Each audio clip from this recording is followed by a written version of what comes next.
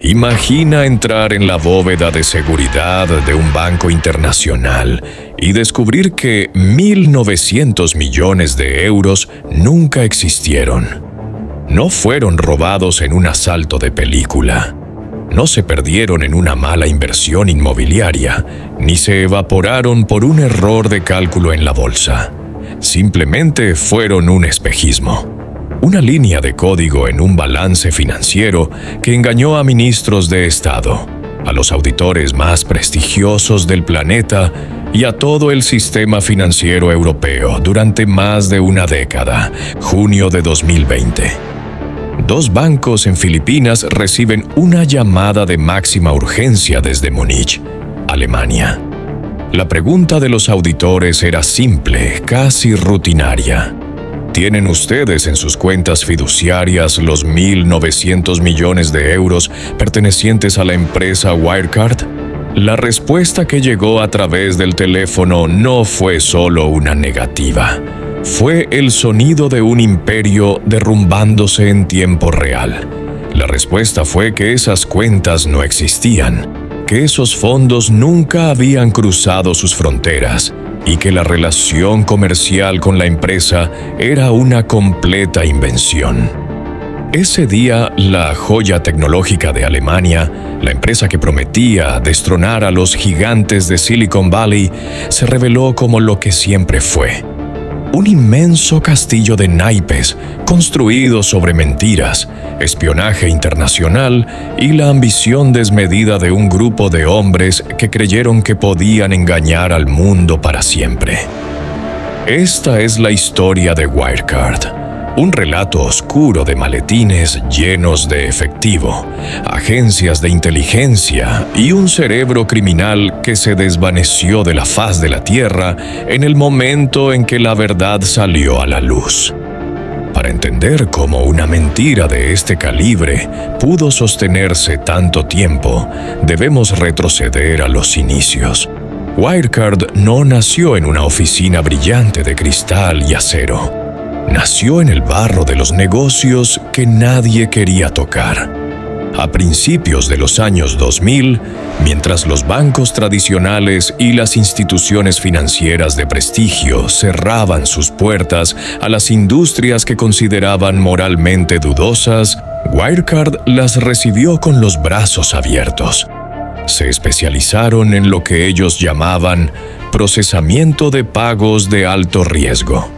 En términos reales, esto significaba mover el dinero de los casinos digitales no regulados, los sitios de apuestas ilegales en ciertos territorios y las plataformas de contenido para adultos de dudosa procedencia. Era un negocio complejo, oscuro y extremadamente rentable.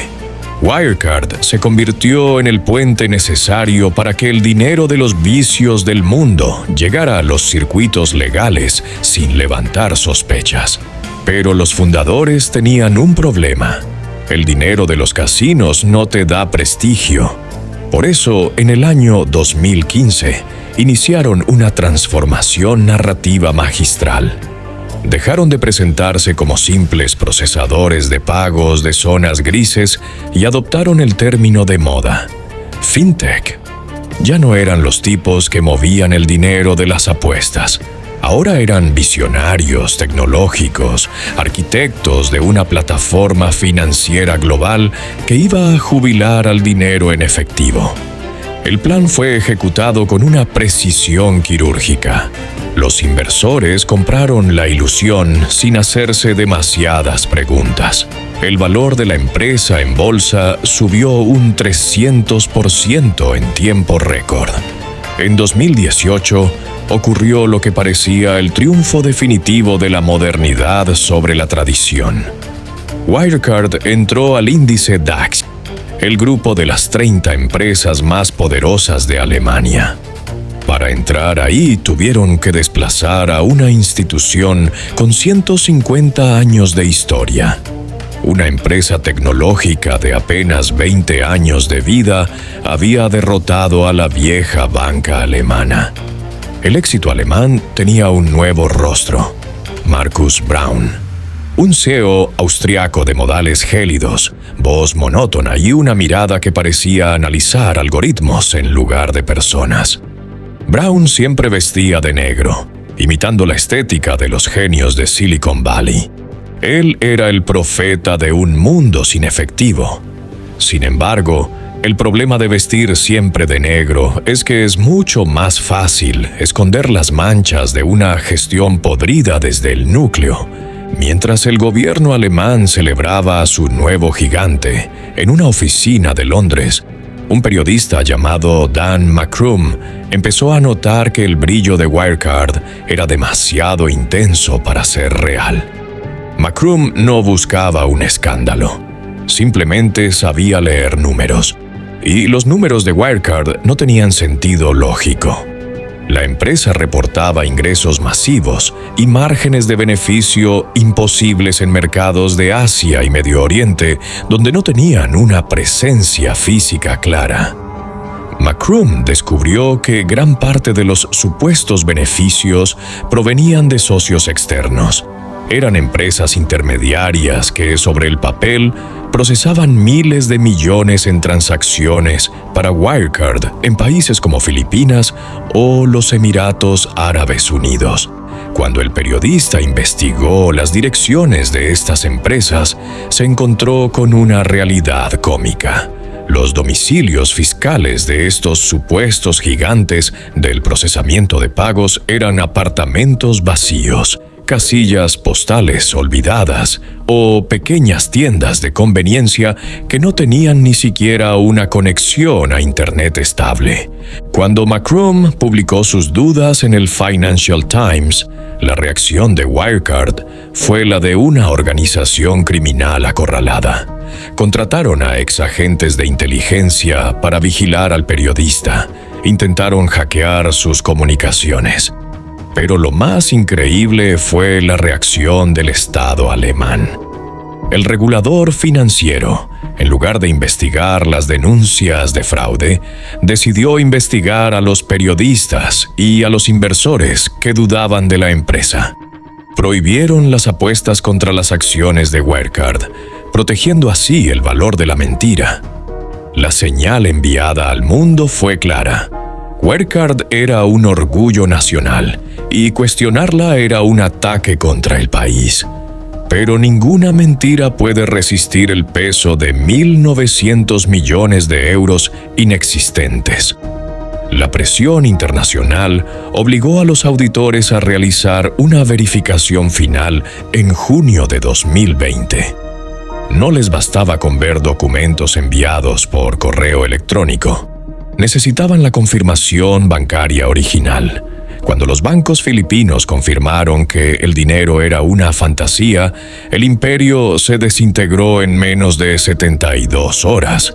El valor de la empresa en la bolsa cayó un 98%. Los ahorros de miles de pequeños inversores y fondos de pensiones que habían confiado en el sello de calidad alemán se esfumaron.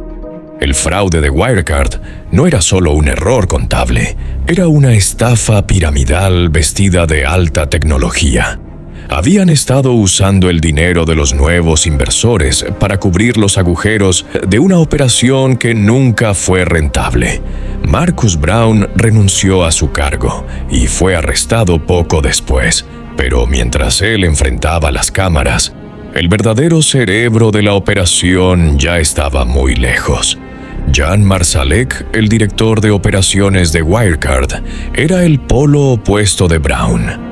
Mientras Braun era aburrido y técnico, Marsalek era un aventurero con conexiones peligrosas.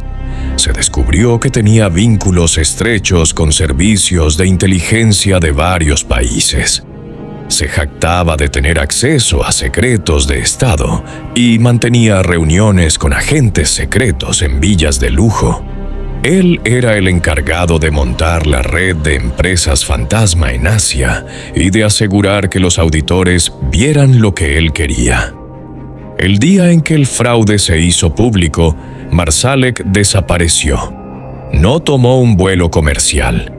Abordó un jet privado en un pequeño aeródromo austríaco con destino a Bielorrusia. Desde ese momento, se convirtió en un fantasma. Hay reportes que lo sitúan viviendo bajo una identidad falsa en un suburbio de lujo en Moscú, bajo la protección de servicios de inteligencia extranjeros. Se cree que Marsalek no solo robó dinero, sino que entregó secretos financieros estratégicos a cambio de su libertad. Hoy, su rostro encabeza la lista de los más buscados de Interpol, una mancha permanente en la seguridad europea. El colapso de Wirecard dejó tras de sí un rastro de destrucción institucional. El regulador financiero alemán quedó expuesto como una entidad incompetente. Los auditores internacionales, que durante 10 años firmaron los balances asegurando que todo estaba en orden, perdieron su credibilidad.